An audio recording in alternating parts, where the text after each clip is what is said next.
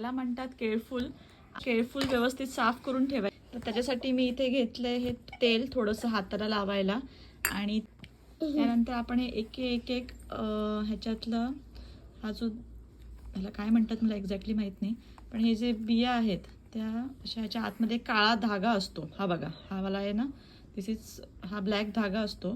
तर हा आपल्याला काढायचा आणि बाकी याचं व्यवस्थित ठेवून, म्हणजे बाकीच्याची नंतर चिरून भाजी करतात, रात्रभर ठेवतात. म्हणजे डिंक असतो तर तो डिंक सगळा निघून जातो.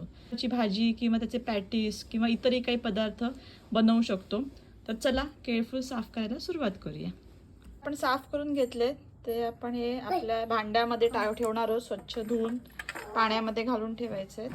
तुम्हाला मी सांगत होते तर तो हा भाग आहे, ही जे आपले देठ हे मधला असतो ना, हा कडक असतो, हा टाकायचा आणि ह्या साईड त्याचा असा हा धागा असतो तो काढून ठेवायचा.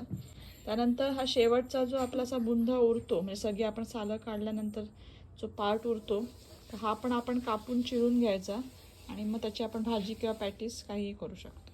त्यानंतर मग घालायचं. ही बघा अशी नखं होतात आपली.